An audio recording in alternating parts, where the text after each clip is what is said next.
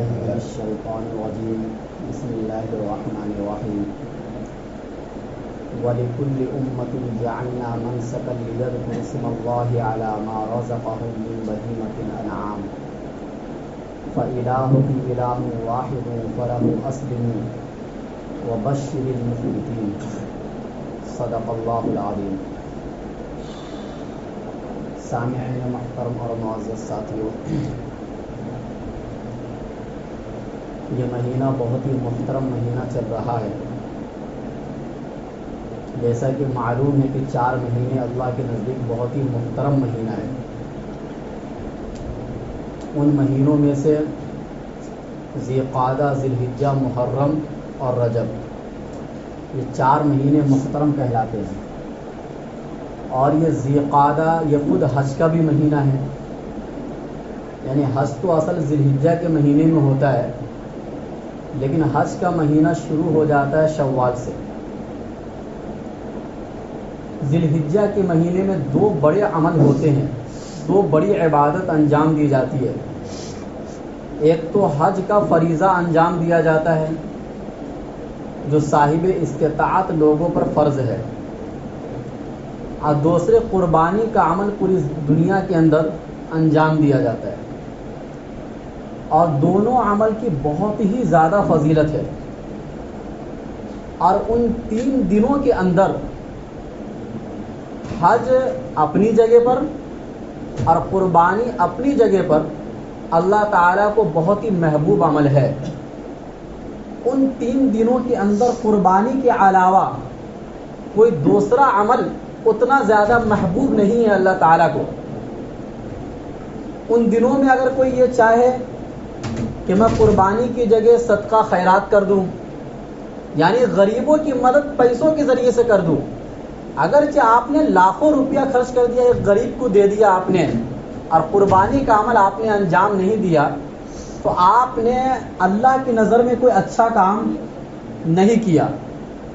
وہ الگ سے اس کا ثواب تو مل جائے گا، لیکن قربانی کے دنوں میں آپ نے جو قربانی کو چھوڑ دیا، اس کا گناہ بھی آپ کو ملے گا۔ لیکن جب بھی قربانی کا مہینہ آتا ہے تو اس سے پہلے قربانی کے عمل پر اتنے اعتراضات کیے جاتے ہیں کہ جس سے قربانی کی جو روح ہے وہ ختم ہو جاتی ہے مسلمانوں کے ذہن اور دماغ سے، اور جو اس سے مقصد تھا یعنی تقویٰ کا حصول، وہ کیا ہو جاتا ہے؟ ختم ہو جاتا ہے۔ غیر تو چھوڑیے، خود اپنے ایسے لوگ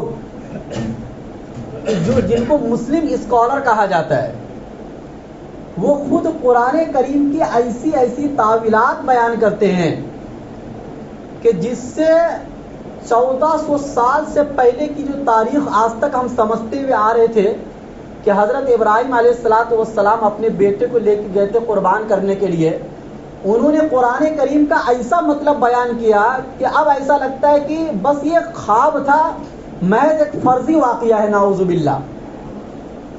یعنی کچھ آزاد قسم کے لوگ قرآن کریم کی جو 23ویں پارے میں آیت ہے سورہ صافات میں، غالباً یا سورہ صاد کے اندر، سورہ صافات کے اندر، کہ اللہ تعالیٰ نے ایک خواب کے ذریعے سے ابراہیم علیہ السلام کو یہ بتایا کہ گویا وہ یہ دیکھ رہے کہ میں اپنے بیٹے کو ذبح کر رہا ہوں۔ تو اس کا مطلب کچھ لوگوں نے یہ بیان کیا کہ ابراہیم علیہ السلام نے خواب تو دیکھا تھا، لیکن محض ایک یہ خواب تھا۔ اب قرآن نے جو یہ کہا قد صدقت الرؤیا، آپ نے اس خواب کو سچ کر دکھلایا، اس کا مطلب یہ ہے کہ آپ حضرت ابراہیم علیہ السلام نے اس خواب کو حقیقت سمجھا، سچ کر کے دکھلایا نہیں، بلکہ کیا سمجھا؟ حقیقت سمجھا، حالانکہ ان کو حقیقت نہیں سمجھنا چاہیے۔ اور اس کے بعد جو یہ آتا ہے کہ ابراہیم علیہ السلام آگے لے کر گئے، پھر اپنے بیٹے کو ذبح کیے، مراد یہ ہے کہ ایک غیب سے کوئی چیز آئی، غیر مادی چیز جس کا کوئی جسم نہ ہو، اور اس کو ابراہیم علیہ السلام نے قربان کر دیا، اپنے بیٹے کو قربان نہیں کیا۔ اور ان کا یہ بھی مقصد ہے کہنے کا کہ دیکھو اللہ تعالیٰ کے نزدیک قربانی کا مقصد جو آپ کے نزدیک سب سے محبوب چیز ہے اس کو قربان کرنا. نبی کے زمانے میں سب سے محبوب چیز گوشت تھی، اس لیے انہوں نے جانوروں کی قربانی دی. اور اس زمانے میں سب سے محبوب چیز مال ہے، لہذا مال خرچ کر دو، صدقہ کر دو، قربانی آپ کی کیا ہو گئی؟ ادا ہو گئی. اب اس طریقے سے لوگوں کے سامنے بیان کیا جاتا ہے دوسرے یا غیروں سے متاثر ہو کر، تاکہ ایسا اسلام پیش کیا جائے کہ جس سے دوسرے لوگ بھی کیا ہو جائے؟ خوش ہو جائے. تو دیکھو اسلام اس کا نام نہیں ہے کہ غیر خوش ہوتے ہیں یا نہیں خوش ہوتے ہیں. اگر آپ کے پاس اعتراض کا جواب نہیں ہے تو آپ خاموش ہو جاؤ، اور اگر جواب ہے تو آپ جواب دو. نہ یہ کہ آپ اسلام کو بدل دو. اسلام کو بدلنا مسئلے کا حل نہیں، بلکہ اسلام پر جو اعتراض ہو رہا ہے اس اعتراض کا جواب دینا یہ مسئلے کا حل ہے.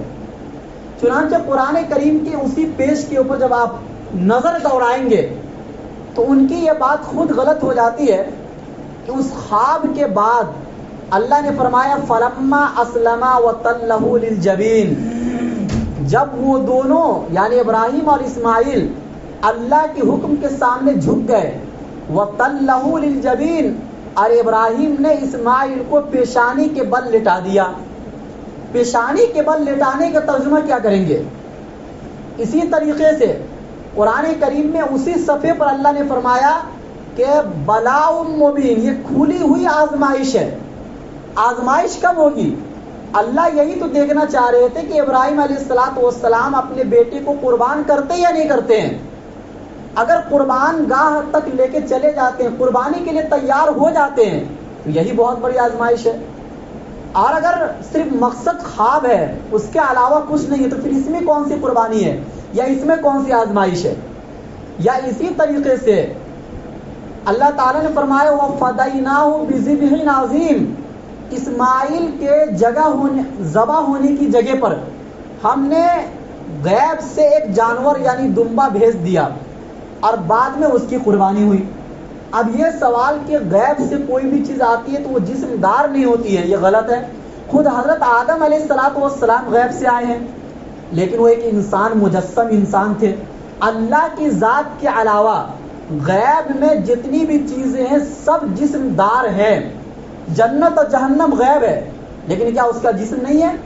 یا وہاں جتنی بھی چیزوں کا تذکرہ کیا جاتا ہے، جنت کی نعمتیں، جہنم کے عذابات، سب کا اپنا جسم ہے، سوائے اللہ تعالیٰ کے کہ اللہ تعالیٰ کوئی مجسم شکل میں نہیں ہے. بہرحال جو بہت سے لوگ قربانی کی حقیقت کو بدل کر یہ بتانا چاہتے ہیں کہ اگر اس کی جگہ پر صدقہ بھی کر دو گے تو بھی چل جائے گا، یہ قربانی کی حقیقت کو ختم کرنا ہے اور مسخ کرنا ہے. دیکھو اللہ تعالیٰ نے 365 دنوں میں یہ کہا کہ 362 دن تمہارے اختیار میں ہیں، تم کو سبزی کھانا ہے سبزی کھاؤ. اسلام کے اندر گوشت کھانے کا حکم فرضی نہیں، فرض کے طور پر نہیں ہے. یعنی ایک سچا مسلمان سبزی کھا کر بھی جنت میں جا سکتا ہے اور گوشت کھا کر بھی جنت میں جا سکتا ہے. قیامت کے دن یہ سوال نہیں ہوگا کہ آپ نے گوشت کیوں نہیں کھایا تھا. ہاں حرام نہیں سمجھنا ہے، لیکن اگر ایک انسان نہیں کھانا چاہ رہا ہے نہ کھائے، اس میں کیا حرج ہے. لیکن 362 دن کے بعد جو 3 دن آتا ہے قربانی کا، ان 3 دنوں کے اندر اللہ تو صرف آپ سے یہ چاہتے ہیں کہ جانور کو میرے نام پر قربان کرو، جانور کو میرے نام پر قربان کر دو، یہ اللہ تعالیٰ چاہتے ہیں. باقی اس کے علاوہ جتنے بھی دن ہیں ان تمام دنوں میں اللہ تعالیٰ نے حکم دیا کہ آپ صدقہ خیرات کرو، زکوٰۃ ادا کرو. آپ اگر قرآن کریم اور احادیث کو کھول کر دیکھیں گے تو غریبوں کی مدد کرنے کی کتنی زیادہ فضیلتیں ہیں. قرآن کریم کے اندر آپ دیکھ لو، کبھی کفارات کی شکل میں، یعنی ایک آدمی اگر رمضان کے مہینے کا روزہ جان بوجھ کر توڑ دیا تو اگر وہ 60 روزہ نہیں رکھ سکتا ہے تو 60 مسکینوں کو کھانا کھلانے کا حکم ہے. ایک آدمی نے یہ کہا کہ اپنی بیوی سے تو میرے اوپر حرام ہے میری ماں کی طرح، وہاں پر بھی کفارہ یہ ہے کہ 60 غریبوں کو کیا کر دو، کھانا کھلاؤ اگر روزہ نہیں رکھ سکتا ہے. کسی نے نظر مان لیا، نظر بھی عام طور سے کھلانے پلانے کی ہوتی ہے، وہاں پر بھی کھلانے پلانے کا حکم ہے. ایک آدمی نے قسم کھا لیا اور قسم توڑ دیا، قسم کا کفارہ بھی یہی ہے کہ غریبوں کو کپڑے دو یا غریبوں کو کھانا کھلا دو. تو اگر اس طریقے سے دیکھ، یا اقیم الصلاۃ و آتوا الزکاۃ، زکات تو پورے قرآن کریم میں بھرا ہوا ہے، نماز قائم کرو، زکات ادا کرو. اور اس کے علاوہ بہت سی جگہ پر قرآن کریم میں ہے کہ جو اللہ نے تم کو مال دیا اس میں سے کیا کرو، خرچ کرو. تو غریبوں کی مدد اور غریبوں پر خرچ کرنے کی فضیلت اپنی جگہ پر ہے، اس سے اسلام منع نہیں کرتا ہے. اگر ان 3 دنوں میں بھی قربانی کے علاوہ غریبوں کی مدد کرنا چاہے تو کر سکتے ہو، اسلام آپ کو منع نہیں کرتا ہے. لیکن لوگ اعتراض یہ کرتے ہیں کہ یہ فضول خرچی ہے، 3 دنوں کے اندر لاکھوں کروڑوں روپیہ آپ ایک فضول کام میں نعوذ باللہ خرچ کر دیتے ہیں. اگر یہ کسی غریب کی مدد میں خرچ کیا جائے تو غریبوں کا بہت فائدہ ہوگا. یہ اعتراضات حقیقت میں وہ لوگ کرتے ہیں جو خود غریبوں کی مدد نہیں کرتے ہیں، جن کے خود اکاؤنٹ کے اندر اور ان کے گھروں کے اندر پیسے بھرے ہوئے ہوتے ہیں اور ان کے بازو میں ایک غریب بھوک کی وجہ سے مر جاتا ہے لیکن وہ اس کو پوچھتے بھی نہیں ہیں. لیکن جو مسلمان غریبوں کی مدد کرتا ہے حقیقت میں قربانی بھی وہی مسلمان کرتا ہے.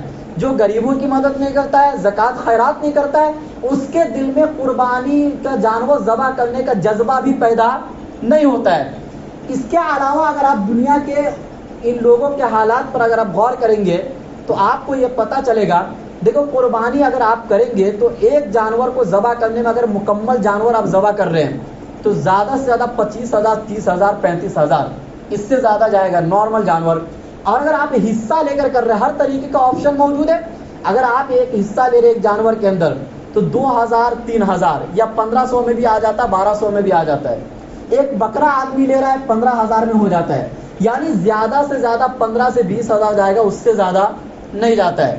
لیکن شادی بیاہ میں جو فضول خرچی ہوتی ہے آج تک کسی نے کوئی اعتراض کیا؟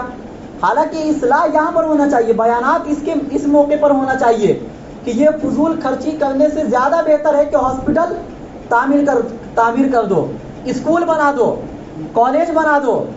لیکن وہاں پر کوئی بھی آپ کو نصیحت کرنے کے لیے نہیں آئے گا.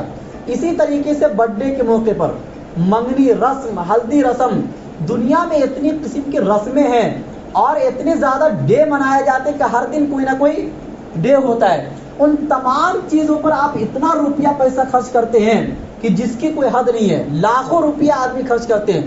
ہوٹل میں جا کر دیکھ لو، ایک وقت کا کھانا کتنا روپیہ آپ کا چلا جاتا ہے. یا اسی طریقے سے آپ مہنگے کپڑے پہن رہے ہیں، مہنگے جوتے پہن رہے ہیں، گھڑی پہن رہے ہیں، موبائل 15 سے 20,000 کا تو موبائل آتا ہے آج کے زمانے میں، اس سے سستا موبائل نہیں آتا ہے. یعنی اچھا موبائل اگر آپ کو استعمال کرنا ہے، یعنی اگر آپ خود اپنی زندگی پر نظر دوڑاؤ گے تو آپ خود بہت سے فضول کام کر رہے ہیں جس کی کوئی ضرورت بھی نہیں ہوتی ہے. عام طور سے اگر آپ نارمل کپڑے میں بھی زندگی گزاریں گے تو آپ کی زندگی گزر جائے گی بنسبت مہنگے کپڑے پہننے کے. اگر آپ ہر چیز نارمل استعمال کرنا چاہے کر سکتے ہیں، لیکن آپ مہنگا سے مہنگا استعمال کرتے ہیں. آپ جب اپنا گھر بناتے ہیں تو گھر بنانے میں آپ نارمل چیز بھی استعمال کر سکتے ہیں لیکن مہنگے ٹائلس استعمال کرتے ہیں، اے سی لگاتے ہیں. حالانکہ اس پنکھے سے بھی آپ کی گرمی دور ہو سکتی ہے، لیکن اے سی کیوں لگاتے ہیں؟ یہ تو اگر یہاں پر بھی دیکھا جائے تو یہ فضول خرچی ہے. حالانکہ آپ کے بازو میں کوئی غریب آدمی ہے اور اس کو 100 روپے کی ضرورت ہے، آپ 100 روپیہ نہیں دیں گے لیکن آپ اے سی ضرور لگائیں گے. یہ ہو رہا کہ نہیں ہو رہا ہے؟ لیکن ان تمام چیزوں پر کوئی بھی اعتراض آپ کو نہیں کرے گا، صرف قربانی پر اعتراض کرے گا، کیونکہ اس کو معلوم ہے کہ قربانی کا عمل اللہ تعالیٰ کو بہت محبوب ہے. میں مسلمانوں کے دلوں سے اس کی حقیقت کو نکال دوں تاکہ جب یہ قربانی بھی کرے تو صرف اس نیت سے کرے کہ مجھے گوشت کھانا ہے، اس نیت سے نہ کرے کہ یہ اللہ کا حکم ہے. تو بہرحال یہ کہنا کہ یہ فضول خرچی ہے یہ خود ایک غلط بات ہے، خلاف عقل بات ہے.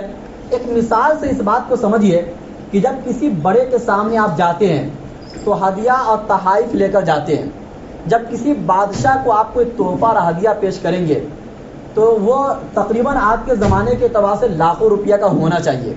اگر آپ 1,000 روپے کا ہدیہ کسی بادشاہ کو پیش کریں گے تو شاید آپ کو جیل بھی ہو سکتی ہے. یہ بادشاہ کی توہین ہے.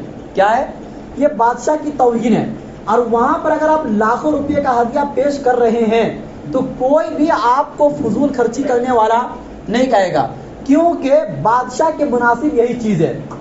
اسی طریقے سے جو احکم الحاکمین ہیں تمام بادشاہوں کا بادشاہ ہے، یہ قربانی بھی اللہ کے راہ میں اور اللہ کے سامنے ہدیہ پیش کرنا ہے۔ کیا پیش کرنا ہے؟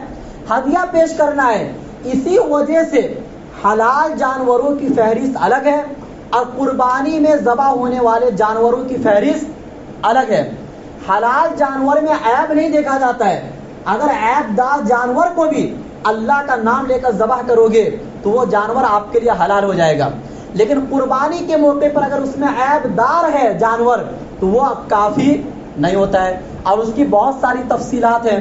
یا اسی طریقے سے حلال تو بہت سی چیزیں، مرغی بھی حلال ہے، لیکن قربانی آپ مرغی کر سکتے ہیں؟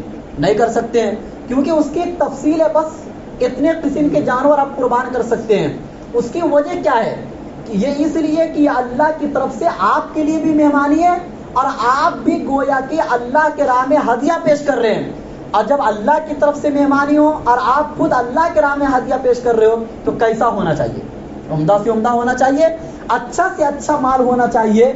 تو کوئی بھی اگر یہ اعتراض کرے تو آپ ان کے سامنے فوراً یہ جواب دیں کہ آپ جس طریقے سے کسی کے گھر پر جاتے ہدیہ تحائف لے کر جاتے ہیں، وہاں پر تو آپ کو فضول خرچی نہیں لگتا ہے، تو یہاں پر بھی ہم اللہ کے راہ میں اللہ کے سامنے ہدیہ پیش کر رہے ہیں تو اس میں فضول خرچی کا کیا مطلب ہوتا ہے؟ لہذا یہ اعتراض بالکل ختم ہو جاتا ہے کہ یہ خلاف عقل ہے۔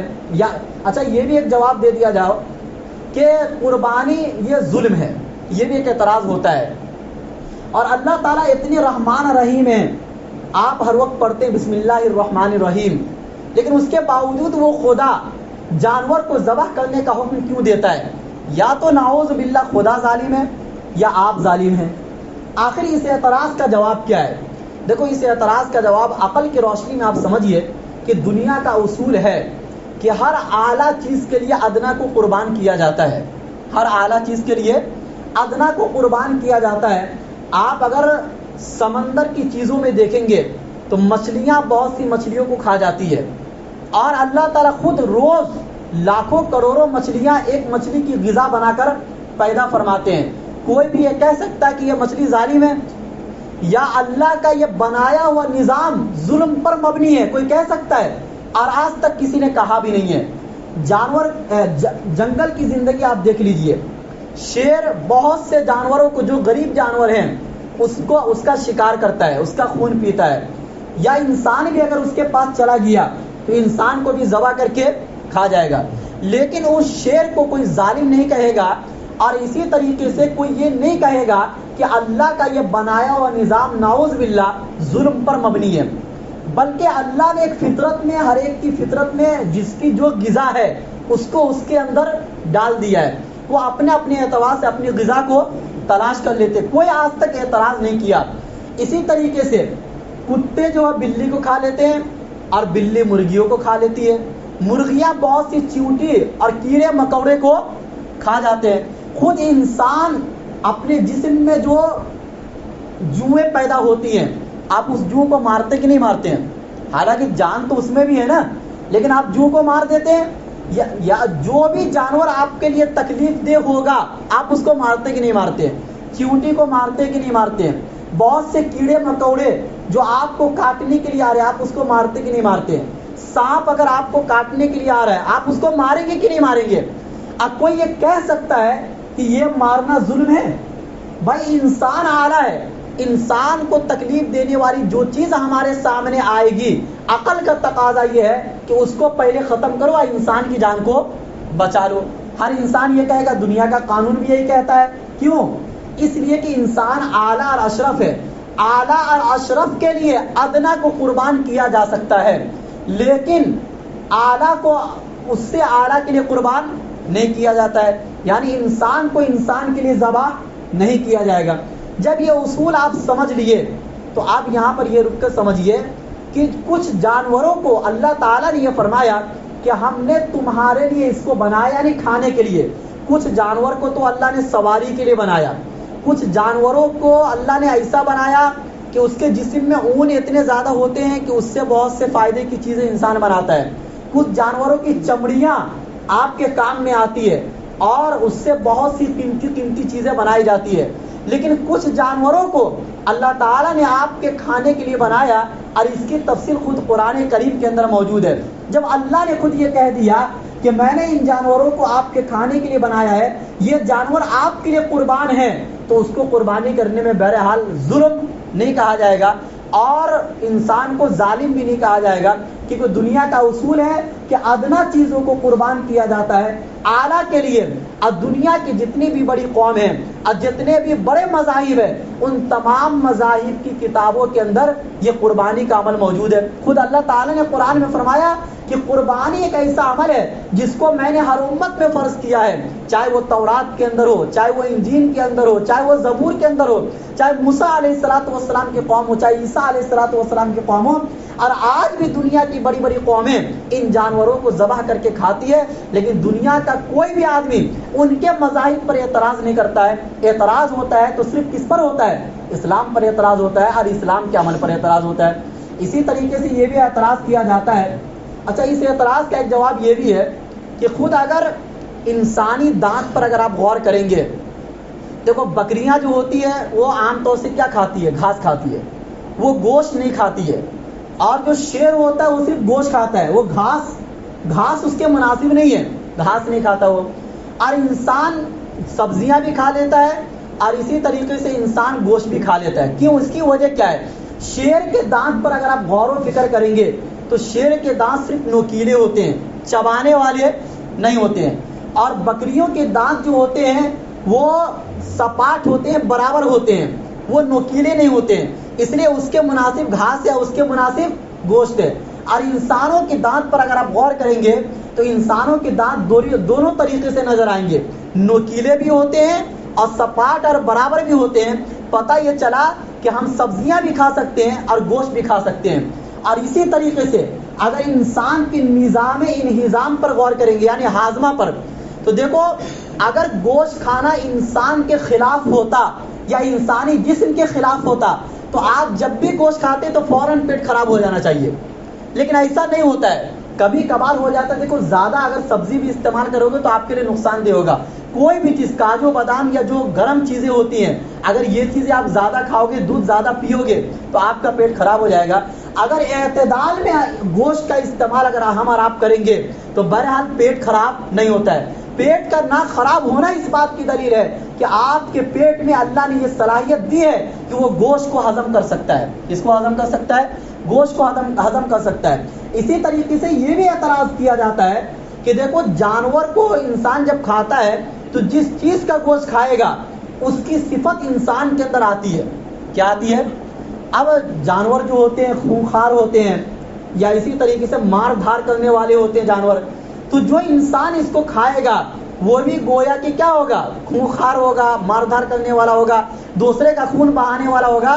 اور اس سے ایک نظریہ بنایا گیا کہ مسلمان سب سے زیادہ دوسروں کا خون بہاتا ہے، حالانکہ یہ بات پہلے سے غلط ہے۔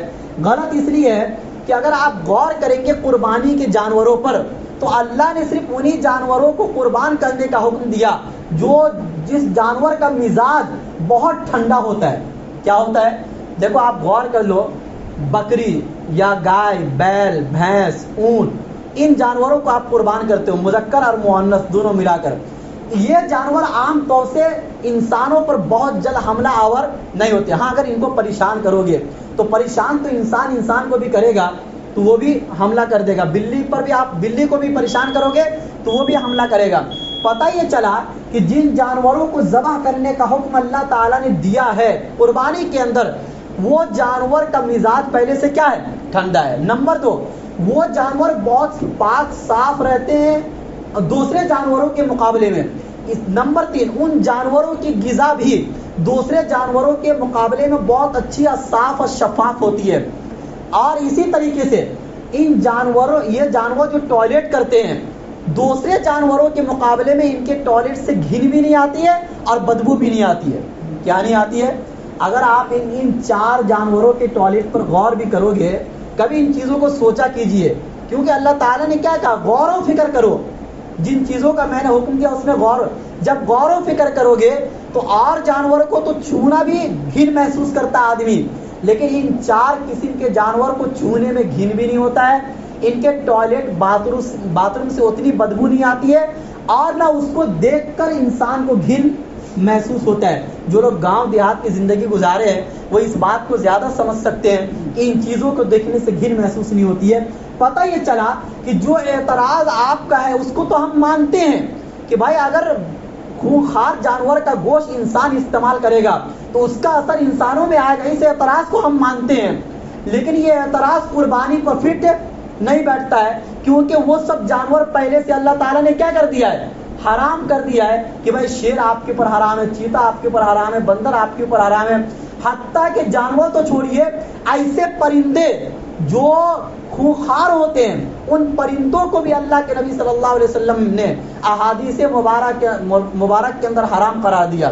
اب قرآن کریم میں اللہ نے ایک اصول بیان کر دیا, وَيُحَرِّمُ عَلَيْهِمُ الْخَبَائِثِ, کہ خبیث قسم کے جتنے بھی جانور ہیں, گندے قسم کے جتنے بھی جانور ہیں جن کی فطرت گندی ہوتی ہے, یہ تمام چیزوں کو اللہ آپ کے اوپر حرام کرتا ہے.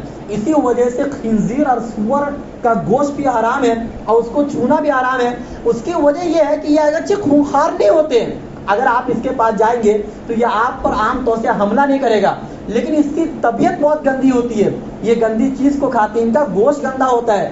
یہ ان کو اگر گندگی نہ ملے تو اپنی گندگی یہ کھا لیتے ہیں. جو بہت سے لوگ یہ کہتے ہیں نا, جو آزاد قسم کے لوگ ہوتے ہیں, کہ ہم ان کو ایسی جگہ پر پالتے ہیں جہاں پر گندگی نہیں ہوتی ہے اور ہم ان کو کھانے پینے کے لیے اچھی چیزیں دیتے ہیں, اور دوسرا کوئی خنزیر اس کے پاس موجود نہیں ہوتا, وہ اکیلا تنے تنا ہوتا ہے.